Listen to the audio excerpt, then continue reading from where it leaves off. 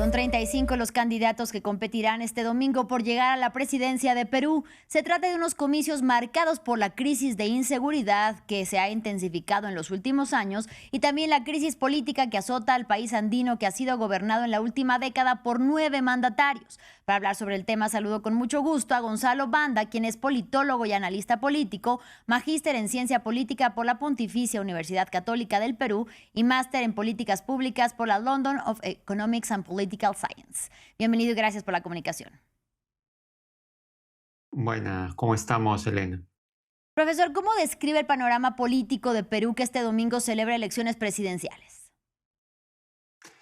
Bueno, está marcado por una dispersión, tienes más de 35 opciones, lo que te habla de una completa pulverización del voto, ¿no? Partidos políticos muy pequeños, candidatos con muy poco apoyo. Em, Quizás de todos ellos, Keiko Fujimori, con la organización política tal vez más estable o resiliente, y a pesar de eso, con el mayor antivoto de todos los contendientes. Y muy por detrás, la contienda por entrar a la segunda vuelta muy disputada y muy abierta todavía entre varias opciones políticas de la derecha, es verdad, pero también algunos contendientes antisistema que han aparecido en las últimas horas. La corrupción ha sido quizá un factor común de los últimos gobiernos en la última década. ¿Cómo influye esto en el voto de los ciudadanos peruanos? Bueno, fundamentalmente eso influye en la profunda desconfianza del ciudadano. El ciudadano está completamente desencantado con esta oferta política.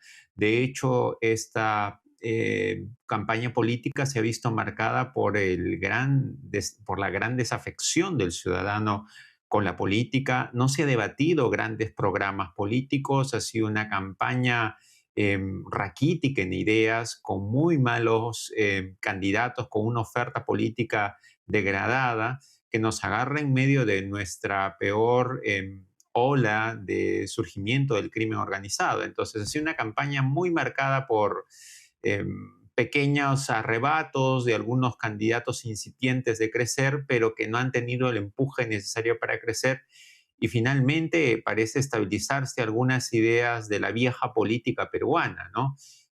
Y creo que eso es lo que caracteriza esta campaña política, una gran desafección, oportunidad para candidatos que tienen, digamos, en el humor, en la comicidad, y hasta candidatos que en su momento fueron políticos profesionales que se retiraron durante mucho tiempo de la pantalla, de poder ganar esta elección, ¿no? Entonces es una campaña extremadamente abierta. ¿Y qué peso tiene precisamente de lo que usted hablaba, la crisis de inseguridad en estas elecciones presidenciales? Hay que recordar que se han llevado a cabo en los últimos meses actos de sicariato a plena luz del día y además de personas altamente reconocidas, cantantes, incluso artistas. ¿Qué es lo que está pasando y qué influencia tiene al momento de ir a las urnas?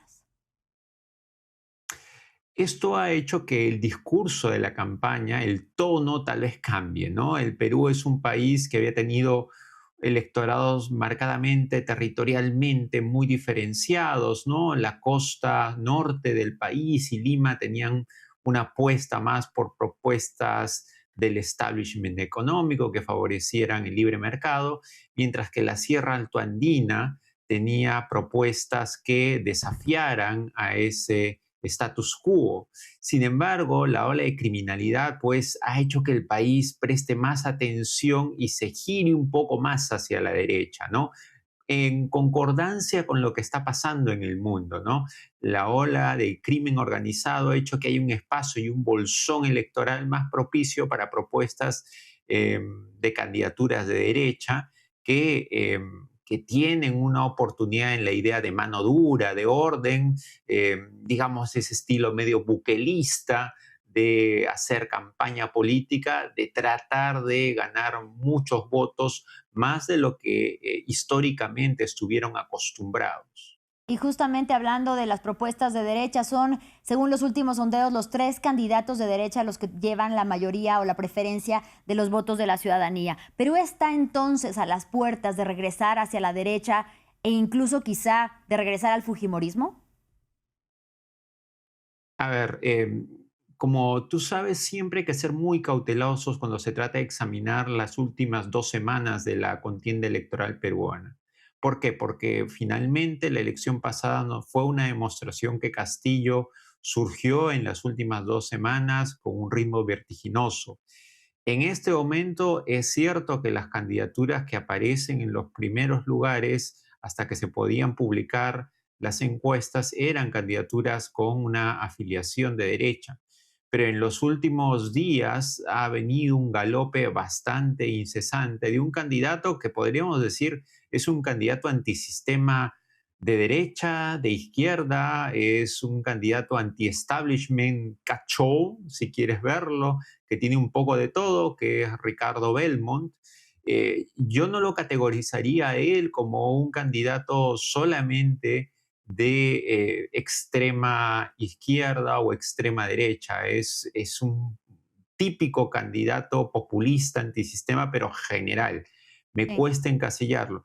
Y creo que él está recogiendo un poco de ese voto de protesta, ese voto antisistema que caracterizaba sobre todo al sur andino, pero que parece haberse contagiado ya a otras ciudades. Entonces, si bien es cierto, Keiko Fujimori podría, lo más probable es que termine pasando a la segunda vuelta, eh, de nuevo, el gran antivoto que tiene puede que le termine pasando factura. De todas formas, si termina pasando con Belmont o con Carlos Álvarez, bueno, es una segunda vuelta muy abierta porque creo que en esta ocasión el tema del crimen organizado está llevando el ánimo de la campaña hacia la idea de orden, de mano dura, ¿no? Sí. Entonces, sí, Keiko habrá perdido muchas elecciones, pero claro, el ánimo también del país está cambiando, ¿no? Ha habido una renovación, el miedo al fujimorismo ha ido disminuyendo un poco, eh, su candidatura, si bien sigue siendo la más antipática, esa antipatía ha ido disminuyendo poquito a poco, ¿no? Pero va a ser una, si es que va a ser una segunda vuelta entre Carlos Álvarez, entre Belmont y ella, pues va a ser igual Bien. de cerrada. Justamente como pasó con Pedro Castillo en 2021, el caso de Belmont podría ser, y también el de Keiko Fujimori con el caso de Kast en Chile, que también se presentó 4 veces y finalmente fue elegido. Brevemente, quisiéramos saber el ánimo de los ciudadanos, cómo gira en torno a estos 35 candidatos. Esto podría hacer precisamente que se disperse el voto, como usted nos decía en un inicio. ¿Cómo puede confundir quizá la ciudadanía este número de candidatos? Bueno, creo que la política peruana en los últimos años ha demostrado que la inestabilidad es la moneda común y esa inestabilidad te hace cada vez desengancharte más. Los presidentes son completamente frágiles ante un parlamento cada vez más poderoso.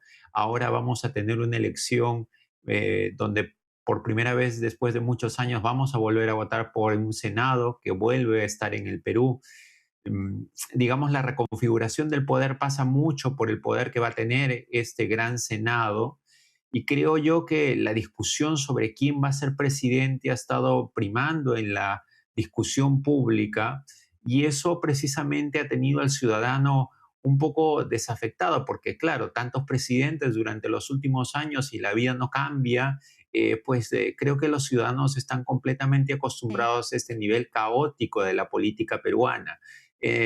Por eso creo que el ciudadano se ha desenganchado de la discusión pública, se ha desenganchado de la política, y estamos viendo estos raquíticos porcentajes de los candidatos líderes, ¿no? Pero era esperable, ¿no? En esa pulverización que experimentó la elección peruana, creo que tantos discursos han aturdido al ciudadano y el ciudadano está ya digiriendo esa imposibilidad de que pueda haber un presidente con fuerza, con un Senado mayoritario, con una fuerza política Así es. parlamentaria importante, ¿no?